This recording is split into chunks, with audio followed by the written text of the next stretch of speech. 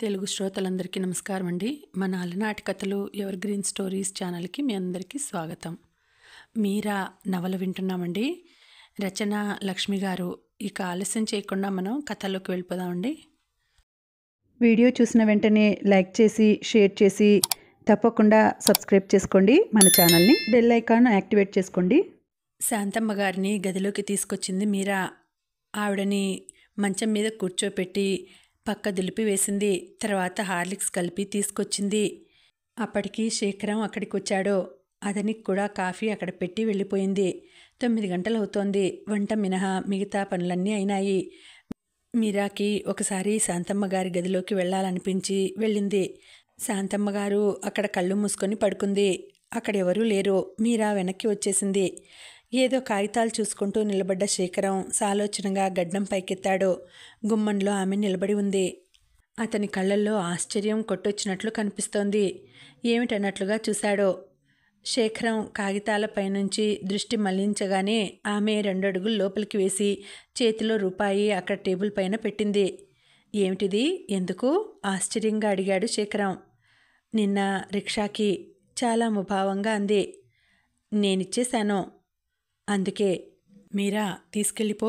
రిక్షాకి నిన్ననే ఇచ్చేశాను. ఆమె అలా తీసుకొచ్చి ఇవ్వడం అతనికి బాధ అనిపించింది. ఒకరి నుండి డబ్బు తీసుకోవడం అలవాట్లేదు. రెక్కల్లో శక్తి ఉంది. అప్పటికి గుమ్మం వరకు వెళ్ళింది ఆమె. మీరా అంటూ దగ్గరగా వెళ్ళి అన్నాడు. నిన్న మా అవసరానికి ఉండిపోయావు. ఇవ్వవలసిన బాధ్యత నాకుంది. అలా అంటూ టేబుల్ పైన ఉన్న రూపాయి చెయ్యి జాచి అందుకొని ఆమెకి ఇవ్వబోయాడు. ఆమె తీసుకోలేదు. ఒకరింట్లో పనికి ఒప్పుకున్నాక కాస్త అటు ఇటు ఆలస్యమైనా ఉండాలి అనేసి గబగబా అక్కడి నుంచి వెళ్ళిపోయింది. నేను ఇంట్లో పని మనిషిని అనే భావం ఆమె వ్యక్తం చేయడం శేఖరానికి చాలా బాధ అనిపించింది. ఆమె పైన కించిత్ కోపం కూడా కలిగింది. మొదట ఆమె వంట మనిషిగా ఇలాంటి పరిస్థితికి కారణం ఏమిటా అని బాధపడినా మీరా ఇంత దగ్గరగా మసలడం ఆ బాధని మరిపించింది. ఆమె విషయంలో అతను అభిప్రాయానికి వచ్చేశాడు. అది అరుణ వస్తే కానీ సానుకూలపడేటట్టు కనిపించలేదు అతనికి.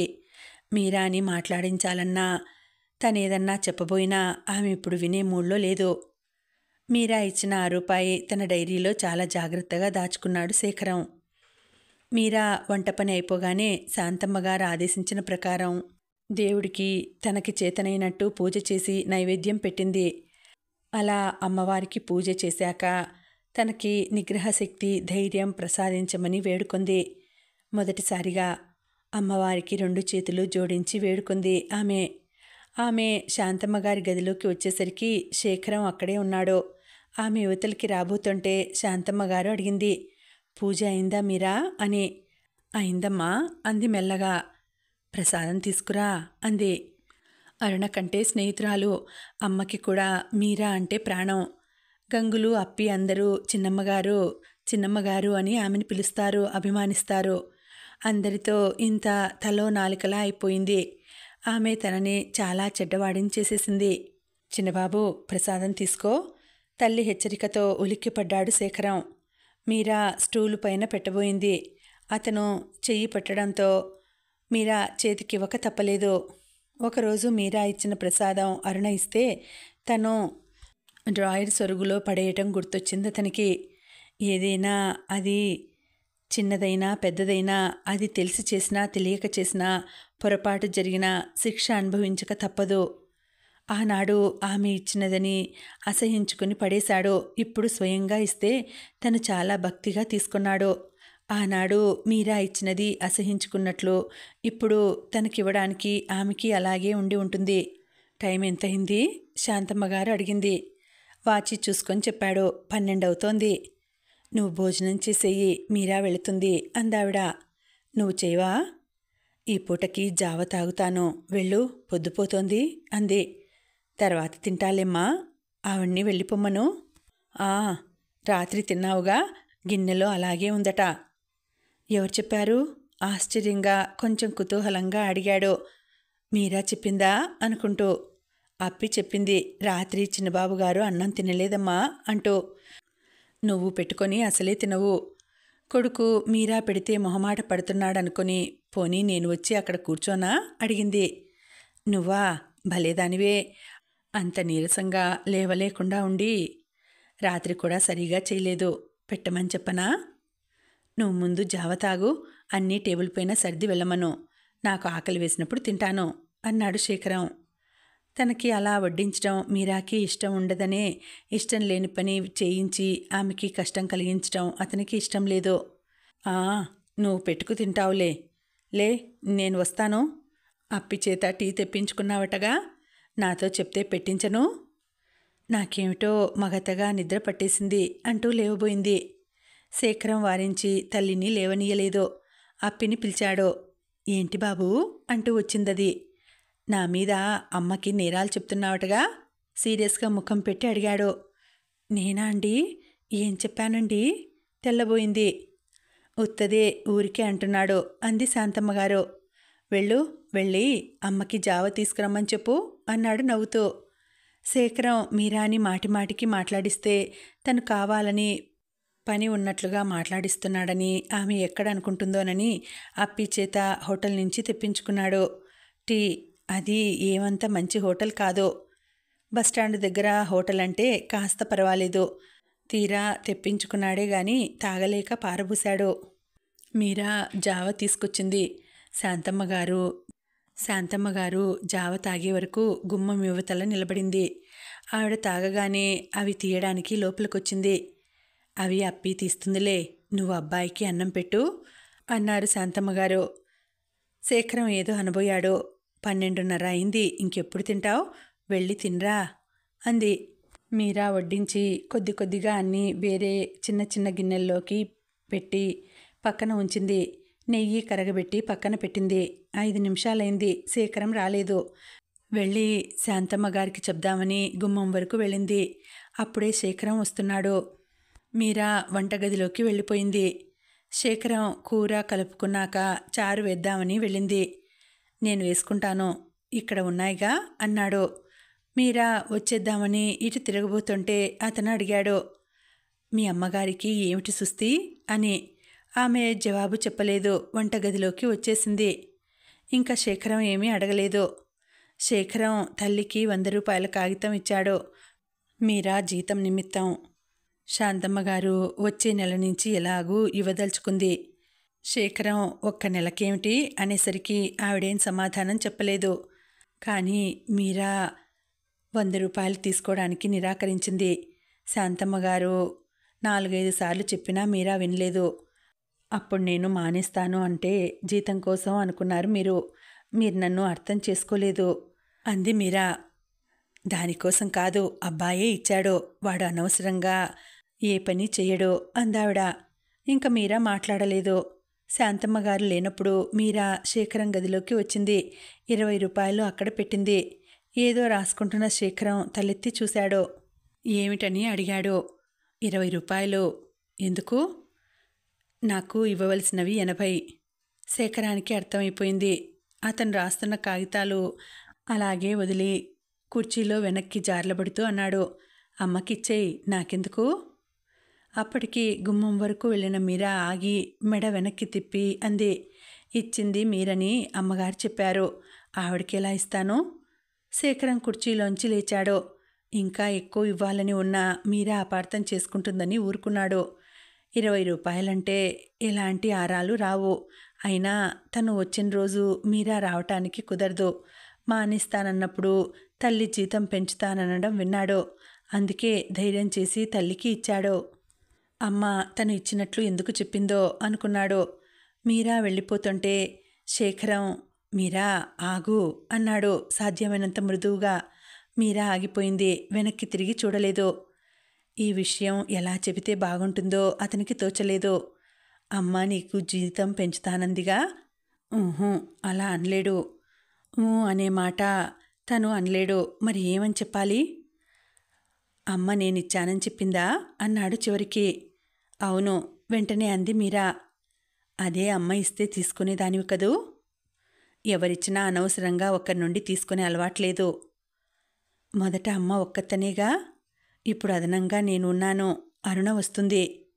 మీరా మనసు కస్సుమంది. అదే భావంతో చురుగ్గా అతనికేసి కోపంగా చూసింది. ఢీకొన్న చూపుల్ని అతను తప్పించుకోవడానికి క్షణంలో సగంసేపు చూపులు మళ్లించుకొని మళ్ళీ మీరా కేసి చూస్తూ ఏదో అనబోయాడు. మీరా ఇలా అంది, అరుణకి చేసిన చాకిరీకి అరుణ దగ్గర వసూలు చేసుకుంటాను. అమ్మగారింటికి ఎవరో ఒకరు వచ్చిపోతూ ఉండవచ్చు, అది నాకు అనవసరం అనేసి వెళ్ళిపోయింది. నిర్విణ్ణుడైనట్లు అలాగే ఉండిపోయాడు శేఖరం. తను ఏమని ఇచ్చాడు, మీరా ఏమనుకుంది? అమ్మగారింటికి వచ్చే వాళ్లలో తను ఒకడు. వారం రోజులు గడిచిపోయినాయి. ఈ వారం రోజుల్లో చాలా అత్యవసరం అయితే తప్ప శేఖరం మీరాని పలకరించేవాడు కాదు. 2 రోజుల నుండి శాంతమ్మగారు మామూలుగా తిరుగుతోంది. దాంతో మీరాకి కొంత సమస్య తగ్గింది. మీరా దగ్గరికి శేఖరం వచ్చి నాకు టీ కావాలి అన్నప్పుడు మీరా మనసు ఎదురు తిరుగుతుంది. శాంతమ్మగారి ద్వారా చేయడం అది వేరే సంగతి. శాంతమ్మగారు రాయించిన ఉత్తరానికి అన్నపూర్ణమ్మగారు మరో ఉత్తరం పెట్టించి అరుణని ఆ రోజున తీసుకెళ్లవలసిందిగా రాయించింది. శ్రీమంతం 5వ నెలలోనే జరిపారు. ఇప్పుడు 9వ నెల వచ్చింది అరుణకి. అయినా ఊరికే తీసుకురావడం ఎందుకని శాంతమ్మగారు ఎవరినైనా మనిషిని చూడమని చెప్పింది. శేఖరానికి మిఠాయి అది చేయించడానికి మరి కొద్దిగా పంపితే బాగుండదు. 2 వీసలన్నా పంపాలని ఆవిడ అభిప్రాయం. పెద్ద పెద్దవి 2 అరటిగెలలు మగ్గేదాకా ఉంచింది. పెళ్ళిళ్ళకి వాటికి మిఠాయి జిలేబీ వగైరాలు చేసే అంజన్న ఊర్లో లేడు. ఇంకో అతను అచ్చన్న అని ఉన్నాడు. అతనంత బాగా చేయడు. అయినా ఇంకెవరూ లేరు. అతని కోసం కబురు చేశారు. అతను 4 రోజుల నుంచి జ్వరంతో బాధపడుతున్నాడని వెళ్ళిన మనిషి జవాబు తీసుకొచ్చాడు. శేఖరం ఏమేమి ఎంతెంత తీసుకెళ్లాలో చెబితే బజార్ నుంచి తెస్తానని లేకపోతే అక్కడే కొంటానని తల్లికి చెప్పాడు. అది ఆవిడికి నచ్చలేదు. తన చేతులతో తను చేసి ఇచ్చే ఓపిక ఎలాగూ లేదు. దగ్గరుండి ఇంట్లో చేయించైనా ఇస్తే అదో తృప్తి. శేఖరం శాంతమ్మగారు మాట్లాడుకునే మాటలు, వాళ్ళ మనిషి కోసం చేసే ప్రయత్నం, మనిషి దొరక్క ఆవిడ నిరుత్సాహపడడం అన్నీ మీరాకి తెలుసు. ఆఖరికి ఊరుకోలేక శేఖరం అక్కడ లేనప్పుడు శాంతమ్మగారితో అంది, నాకు అంత బాగా రాదు కానీ మీరు దగ్గరుండి చెబితే నేను చేస్తానమ్మా. నువ్వా అందావిడ ఆశ్చర్యపోయి. నీకు చేతనవునా అని. అయినా అంత నువ్వు ఒక్కదానివి చేయొద్దు అంది. పర్వాలేదు చేయగలను, మీరు దగ్గరుండి చూపించండి. మీరంతా ఆరాట పడుతున్నారు. మైసూర్ పాకం అయితే నేను చేస్తాను అంది. మీరా అలా చేస్తున్నందుకు ఆవిడకు సంతోషంగానే ఉంది. కానీ ఒక్కతే చేయాలి, తనేం ఆసరా చేయలేదు అనుకుని 3 సేర్ల పిండి మిఠాయి చేయాలి మీరా మరి మధ్యలోనే అంది మీరా. పర్వాలేదమ్మా చేస్తాను. మీరా స్థానంలో ఇంకోరైతే శాంతమ్మగారు మొదటే చెప్పునేమో. మీరాని వంట మనిషి అని ఆవిడెప్పుడూ అనుకోదు. ఎందుకో ఆవిడకలా అనిపించలేదు. మీరా చదువు సంస్కారం ఉన్న దానిలానే ఉంటుంది. ఏం చదువుకోకపోతేనే చదువుకున్న వాళ్ళకన్నా చదువుకొని మీరా వినయ విధేయతలు మీరాని గౌరవించేలా అభిమానించేలా చేస్తాయి. ఆవిడ ఎన్నోసార్లు అనుకుంది. మీరా చేస్తానందని శేఖరానికి చెప్తే అతను క్షణం తెల్లబోయి, ఈ తిప్పలన్నీ ఎందుకమ్మా, అక్కడ కొనడం ఇష్టం లేకపోతే ఇక్కడే కొని తీసుకెళ్తాను అన్నాడు. ఎందుకురా, నేను చెప్పకుండా తనే చేస్తానంది అందావిడ. శేఖరం ఇంకేమీ అనలేదు. మీరా అరుణల స్నేహం ఎలాంటిదో అతనికి తెలియందేమీ కాదు. ఆ స్నేహభావంతోనే మీరా ధైర్యంగా ముందుకొచ్చి ఉంటుంది. శాంతమ్మగారు మీరా చేత అరుణకి పంపవలసినవన్నీ సర్దించింది. శేఖరం ఎన్నింటికి బయలుదేరతాడో ఏమోనని వంట కూడా తొందరగా చేయమంది. మీరా అలాగే చేసింది. ఉదయం 10 గంటలు కావస్తోంది. శేఖరం ఎక్కడికి వెళ్ళాడో అప్పుడే వచ్చాడు. భోజనం చేస్తావేమిట్రా అని అడిగింది శాంతమ్మ. అప్పుడేనా, నాకు టీ కావాలి అన్నాడు. శాంతమ్మగారు మీరాకి వచ్చి చెప్పింది. శేఖరం తల్లి ప్రక్కనే కూర్చొని మాట్లాడుతున్నాడు. ఇంతలో టెలిగ్రామ్ సార్ అని వినిపించింది. శేఖరం లేచి వెళ్ళాడు. శాంతమ్మగారు కంగారుగా లేచి వచ్చింది. అప్పుడే టీ పట్టుకొచ్చిన మీరా టీ కప్పు అలా పట్టుకునే గుమ్మం వరకు వచ్చింది. శేఖరం సంతకం చేసి టెలిగ్రామ్ తీసుకున్నాడు. అది చదువుతుంటే అతని కనుబొమ్మలు ముడిపడ్డాయి. ఎక్కడి నుంచిరా ఆదుర్దాగా అడిగింది శాంతమ్మగారు. శేఖరం సమాధానం చెప్పకపోవడంతో కొడుకు దగ్గరగా వచ్చి, ఎక్కడి నుంచి బాబు, మాట్లాడవేం అంది మళ్ళీ. ఏదో మా పనుల గురించిలే బొంబాయి నుండి అంటూ వెళ్ళి చెప్పులేసుకున్నాడు. టీ తీసుకుని వెళ్ళు, ఇప్పుడే వస్తా, రెడ్డి దగ్గరికి వెళ్ళాలి అంటూ హడావిడిగా వెళ్ళిపోయాడు. అది రాజేంద్ర ఇచ్చిన టెలిగ్రామ్. అర్జెంటుగా 25,000 కావాలని వెంటనే తీసుకురమ్మని ఇచ్చాడు. అంత కొంప మునిగిపోయిందేమిటో శేఖరం ఎంత ఆలోచించినా అర్థం కాలేదు. రాఘవరెడ్డి దగ్గరికెళ్ళి టెలిగ్రామ్ అతని చేతికి ఇచ్చాడు. ఏం చేద్దామంటావు అన్నాడు రెడ్డి ఆలోచనగా. సంగతి ఏమిటో నాకు తెలియదు, కావాలి, తప్పదు, టైం కూడా అట్టే లేదు, ఈరోజు ప్రయాణం ఆగటానికి వీల్లేదు అన్నాడు శేఖరం. ఇద్దరూ కాసేపు మౌనంగా ఉండిపోయారు. చూద్దాం, సాధ్యమైనంత వరకు ఈ పూటే బయలుదేరదు గాని, రేపు రాత్రి బండి కదా అరుణని తీసుకువచ్చేది, రేపు సాయంత్రంలోగా నువ్వు అక్కడికి వెళితే చాలు చెప్పాడు రెడ్డి. అరుణ సంగతి సరే, ముందు అన్నయ్య సంగతి అర్జెంటు అన్నాడు శేఖరం. ఆలస్యమైతే ఇద్దరం ట్యాక్సీలో వెళదాం అన్నాడు రాఘవరెడ్డి. శేఖరం ఒక్కసారి పిలవగానే తలుపులు తెరుచుకున్నాయి. రాజేంద్ర కళ్ళు ఎర్రగా వాచి ఉన్నాయి, జుట్టు రేగి ఉంది. నిద్రలేకో ఏమో కళ్ళు ఎర్రగా, కనురెప్పలు బరువుగా ఉన్నాయి. శేఖరం వెనకాలే రాఘవరెడ్డి రావటం చూసిన రాజేంద్ర క్షణంలో సగంసేపు తెల్లబోయాడు. వెంటనే తేరుకుని 2 చేతులు చాచి రాఘవరెడ్డి 2 భుజాల మీద వేసి దగ్గరికి తీసుకున్నాడు మౌనంగా. బలరామరెడ్డి పోయాక రాజేంద్ర వెళ్ళలేదు. వాళ్ళనెవ్వరినీ చూడలేదు. రాఘవరెడ్డి కోటేశ్వరరావు గారితో వ్యవహారం తేల్చుకోవటానికి వచ్చినప్పుడు రాజేంద్ర ఊళ్ళో లేడు. ఇప్పుడు ఇంత డబ్బు కావాలని ధైర్యంగా తమ్ముడికి రాశాడంటే రాఘవరెడ్డిని కూడా దృష్టిలో ఉంచుకొని, కానీ అతను కూడా వస్తాడని రాజేంద్ర ఊహించలేదు. రాజేంద్ర కళ్ళల్లో నీళ్లు తిరిగాయి. రాఘవరెడ్డి రాజేంద్ర పట్టు నుంచి నెమ్మదిగా విడిపించుకొని రాజేంద్ర చెయ్యి పట్టుకొని సోఫా కేసి నడిచాడు. 5 నిమిషాలు మౌనంగా గడిచిపోయాయి. కుసుమకి వీళ్ళు వచ్చినట్టు తెలిసినా ధైర్యం చాలక యువతలకి రాలేదు. వీళ్ళని పలకరించలేదు. శేఖరం కూడా లోపలికి వెళ్ళలేదు. ముగ్గురు మాట్లాడుకుంటూ కూర్చున్నారు. మధ్యలో రాజేంద్ర లోపలికెళ్ళి ముగ్గురికి కాఫీ పట్టుకొచ్చాడు. ఇంకా పూర్తిగా వెలుగు రాలేదు. రత్న, రమేష్ దూరంగా తిరుగుతున్నారు. శేఖరం వెళ్ళి పిలిచినా వాళ్ళు భయంగా చూశారు. 2 రోజుల నుండి రాజేంద్ర రౌద్రావతారానికి వాళ్ళు హడలెత్తిపోతున్నారు. రాజేంద్ర ఇటు వస్తే అటు, అటు వస్తే ఇటు తప్పుకు తిరుగుతున్నారు. నిజానికి రాజేంద్ర వాళ్ళని పల్లెత్తు మాట అనలేదు. వాళ్లను కోపంగా కూడా చూడలేదు. కానీ ఎప్పట్లా ముద్దుగా దగ్గరికి తీసుకోవడం లేదు. కోపంలో ఉన్న ఆ మూర్తిని చూసేసరికి వాళ్ళకి హడలెత్తింది. కుసుమకి తిక్కగా తల కొట్టేసినట్లుగా ఉంది. శేఖరం సహాయం తనకెప్పుడూ రాదనుకుంది. అతనితో మాట్లాడవలసిన అవసరమే తనకి లేదనుకుంది ఒకనాడు. కానీ ఇప్పుడు అతడే గతైనాడు. అతని ఎదుటికి రావాలనుకుంటేనే ఏదో భయంగా ఉంది. అది వరకులా ఎదురుపడితే మొహం తిప్పుకొని ఇప్పుడు వెళ్ళలేదు. అలా అని మాట్లాడించలేదు. అభిమానం అడ్డు వస్తోంది. శేఖరం ఆవిడని పలకరించలేదు. ఎప్పట్లా మామూలుగా తిరుగుతున్నాడు. దాంతో కొంచెం రోషం ఎక్కువైంది కుసుమకి. తనే పెద్ద ఉపకారం చేశానని అహంకారం. ఇలాంటి వాళ్ళ దగ్గర చిన్న పెద్ద ఉపకారం కూడా పొందకూడదు కసిగా అనుకుంది. 8 గంటలయ్యేసరికి శేఖరం, రెడ్డి స్నానాలు చేసి తయారయ్యారు. అప్పుడే ఎక్కడికి తయారయ్యారు అని అడిగాడు రాజేంద్ర. అతని మనసిప్పుడు ఎంతో తేలిగ్గా ఉంది. అతనికి జ్ఞానోదయం కూడా అయింది. స్వతహాగా చిన్నప్పటి నుంచి ఉండే నిర్లక్ష్య స్వభావం కూడా మాసిపోయింది. తల్లిచాటు బిడ్డలాగే పెరిగిన శేఖరం పినతల్లి సంరక్షణలో పెరిగి ఎలా ప్రయోజకుడయ్యాడో ఆవిడ మాటలని లక్ష్య పెట్టకుండా నిర్లక్ష్యమైన స్వభావం, దానికి నీరు పోసి మంచి ఎరువులు వేసి కుసుమ వృద్ధి చేయడం, ఇవన్నీ హఠాత్తుగా కళ్ళ ముందు మెదిలి 2 రోజుల క్రితమే అతనికి జ్ఞానోదయం అయింది. శేఖరం తలదువ్వుకుంటూ సమాధానం ఇచ్చాడు. ఈరోజు అరుణని తీసుకెళ్ళాలి. వాళ్ళకోసారి కనిపించొద్దు, లేకపోతే రాలేదనుకుంటారు. అరుణకి ఎన్నో మాసమో అతనికి తెలియదు. ఒకవేళ విన్నాడో లేదో కూడా సరిగా గుర్తులేదు. తను వెళ్ళిందెప్పుడు? అరుణ, మూర్తి 2-3 సార్లు వచ్చారు. ఒకసారి బజార్లో అరుణ బావగారు కలిసి ఇంటికి తీసుకువెళ్ళాడు. అరుణ ఎంత సంబరపడింది, ఎంత హడావిడి చేసింది. మేమలా వెళ్ళొస్తామన్నయ్యా అన్నాడు శేఖరం.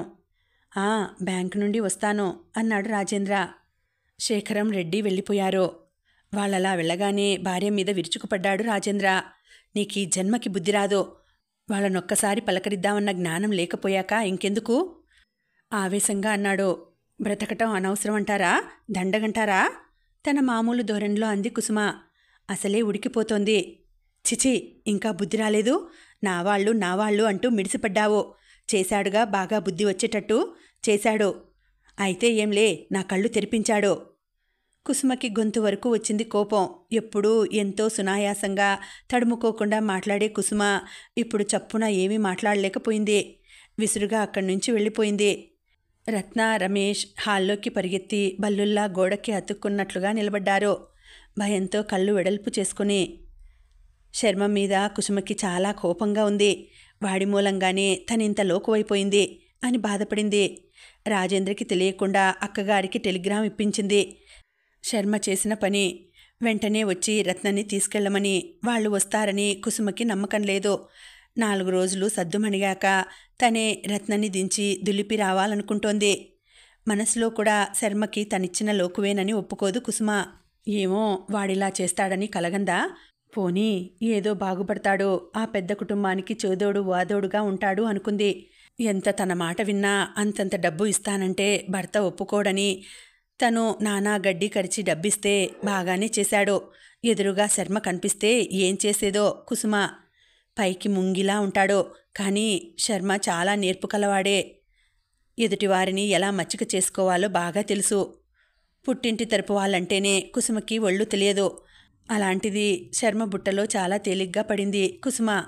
మొదట 200 పెట్టుబడి పెడితే చాలని, ఆ స్నేహితుడు చాలా నమ్మకమైన వాడని, ఇలాంటిది మళ్ళీ మళ్ళీ రాదని, ఈ ఉపకారం ఒకటి చేసి పుణ్యం కట్టుకోమని చాలా జాలిగా వేడుకున్నాడు. శర్మ కుసుమని. సర్లే అని భర్తకు తెలపకుండా 200 ఇచ్చింది. అదేం షాపో ఏమిటో ఏమీ వివరాలు అడగలేదు. శర్మ అమాయకుడు, అబద్ధమాడడు అనుకుంది. నెల రోజులు గడిచేసరికి, పిన్ని అర్జెంటుగా 500 కావాలి, సరుకు విడిపించుకోవాలి, 4 రోజుల్లో నీ డబ్బు పువ్వుల్లో పెట్టి అప్పగిస్తాను అన్నాడు శర్మ వస్తూనే హడావిడిగా. 200 అంటే ఇచ్చింది, దానికంతా ఆరాలేదు. ఇప్పుడు 500. ఆవిడ దగ్గర లేక కాదు, ఇచ్చినా రాజేంద్రకి ఆరా తెలియకపోదు. ఇవ్వాలా వద్దా అని ఆలోచిస్తోంది. కుసుమ మౌనానికి అర్థాలు గ్రహించిన శర్మ, పిన్ని సందేహిస్తున్నావా? నీ డబ్బు నీకు పువ్వుల్లో పెట్టి అప్పచెప్తాను, నీ మీద ఒట్టు. అంత మాట ఎందుకురా? కంగారుగా అంది కుసుమ. నాకంత సాయం చేసిన స్నేహితుడికి ఇలాంటి సమయంలో 4 రోజుల భాగ్యానికి సర్దలేకపోతే అదే నాకు చాలా బాధగా ఉంటుంది పిన్ని, చాలా బాధగా అన్నాడు శర్మ. ఏమనుకుందో కుసుమ 500 పట్టుకొచ్చి ఇచ్చింది. నీ రుణం ఎప్పటికీ తీర్చుకోలేను పిన్ని, కృతజ్ఞతగా అన్నాడు శర్మ. శర్మ అన్నట్టుగా 4 రోజుల్లో ఇవ్వకపోయినా వారం నాటికి వడ్డీతో సహా ఇచ్చాడు. శర్మ అన్నట్టు 4 రోజుల్లో ఇవ్వకపోవటంతో కుసుమ కంగారు పడిన మాట నిజం. అడగనా మాననా అని గుంజాటన పడుతోంది. అంతలో శర్మ వారం రోజుల వడ్డీ కూడా ఇచ్చాడు. దాంతో కుసుమ తబ్బిబ్బైపోయింది. ఇంకా నయం అడిగాను కాను అనుకుంది. నాకు వడ్డీ ఎందుకురా అంది పైకి. ఏమో, అతనే ఇమ్మన్నాడో, నేను అడగలేదు. నువ్వు అడగలేదు, వచ్చిందాన్ని ఎందుకు కాదనాలి? సమయానికి నువ్విచ్చావు, అదే మహాభాగ్యం అన్నాడు. ఆ తర్వాత 1000 అడిగాడు. 15 రోజుల్లో ఇస్తానన్నాడు. కుసుమ సందేహించకుండా ఇచ్చింది. 10 రోజుల్లోనే తిరిగి ఇచ్చేశాడు. కుసుమకి శర్మ మీద చాలా నమ్మకం ఏర్పడిపోయింది. ఒకరోజు కుసుమ శర్మని అడిగింది, ఏరా శర్మ, నీకేమైనా వాటా ఇస్తున్నాడా? నీ మెతకతనం చూసి సందేహంగా ఆగిపోయింది. ఎందుకివ్వడు పిన్ని, అమ్మకి నెలలా పంపుతున్నాను అన్నాడు. ఆ సాయంత్రం కుసుమకి మంచి చీర, జాకెట్ బట్ట, పిల్లలకి బొమ్మలు, బట్టలు, రాజేంద్రకి మంచి పెన్ను తెచ్చిచ్చాడు. కుసుమ సంతోషం వర్ణనాతీతం. ఒక్కనాడు అభిమానంగా ఒక్క జాకెట్టు బట్టన్నా తెచ్చిచ్చాడా శేఖరం? ఎలాగైనా తన వాళ్లకున్న అపేక్షలు వాళ్ళకెందుకుంటాయి అనుకుంది. ఆ రోజు రాజేంద్రతో అంది కూడా, శేఖరం ఎప్పుడూ ఏమీ సరదాగా తేలేదని. ఇలాగే రోజులు చాలా నేర్పుగా లాక్కొస్తున్నాడు శర్మ. ఇన్ని రోజుల్లో ఇస్తానని, చెక్కు మారలేదని, బ్యాంకుకి టైం అయిపోయిందని, సమయానుకూలంగా ఏదో ఒకటి చెప్పి కుసుమ దగ్గర నుండి డబ్బు పట్టుకెళ్లడం, నమ్మకంగా అన్నదానికి 2 రోజుల ముందుగానే ఆవిడ దోసిట్లో పోయటం.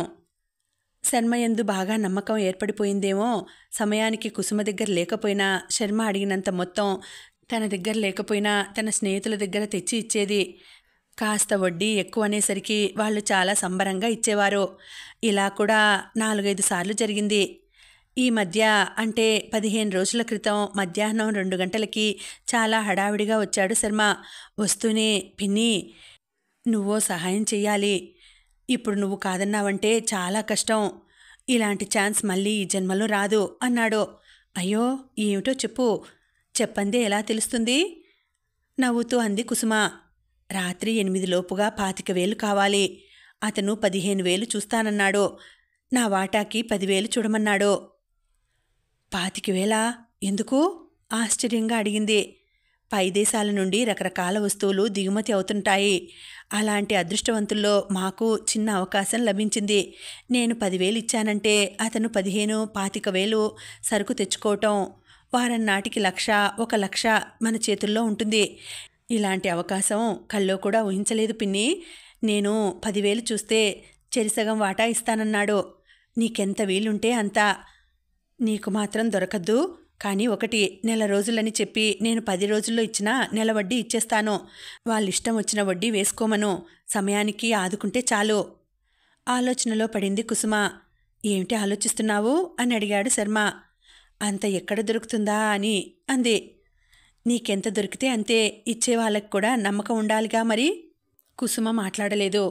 మళ్ళీ శర్మే అన్నాడు, నేనిచ్చిన దాన్ని బట్టి నాకు వాటా ఇస్తాడు, లేకపోతే వాటా రాదంతే. కానీ ఇలాంటి సువర్ణ అవకాశం నాకు జన్మలో రాదు. పిన్ని, నీ దయ, నీకెంత పుడితే అంతే. నువ్వేం బాధపడకు. తనకు పరువు లేదనటం కుసుమ సహించలేదు. తను 2,000 ఇవ్వగలదు. తన పేర వేరుగా బ్యాంకులో డబ్బుంది. చూద్దాం, వాడు అడిగినంత ఇవ్వకపోయినా సగమన్నా ఇవ్వాలి అనుకుంది. ఇప్పుడే వస్తాను, కూర్చో అని బయలుదేరింది కుసుమ. మొత్తానికి ఎలాగైతేనేం శర్మకి 7,000 ఇచ్చింది. అది వరకు మామూలుగా ఇచ్చేవాళ్ల దగ్గర 3,000, తన దగ్గరవి 2,000, మొత్తం 5,000. ఇంకా 4-5 సందేహించారు. హనుమాయమ్మ గారి ద్వారా 2 దగ్గర వాళ్ళకి భయం లేకుండా తనవి పెద్ద గొలుసు, నెక్లెసు డబ్బు ఇచ్చే వరకు ఉంచుకోమని ఇచ్చింది. వాళ్ళు ఎందుకంటూనే మొహమాట పడుతూనే నగలు ఉంచుకొని డబ్బిచ్చారు. మొత్తం 2,000 ఇచ్చింది. నీ రుణం 10 జన్మలెత్తినా తీర్చుకోలేను పిన్ని అన్నాడు శర్మ. లోపల పొంగిపోయినా, మాటలు నేర్చావులే అంది నవ్వుతూ. 10 రోజుల్లో ఇచ్చేస్తాడు. ఆ గొలుసు, నెక్లెసు తను ఎప్పుడూ వేసుకోదు. పెళ్ళిళ్ళకి వెళ్ళినప్పుడు అదైనా తల్లి కేకలేస్తే వేసుకుంటుంది. వేరే 2 పేటల గొలుసు, ముత్యాల సెట్టు ఉన్నాయి. అందుకు రాజేంద్రకి కూడా తెలుపవలసిన పని లేదనుకుంది. 10-12 రోజులు గడిచిపోయినాయి.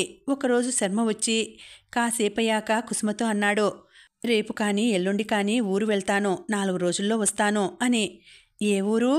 ఆ విడిపించుకున్న సరుకు అమ్ముడైందా అని అడిగింది కుసుమ.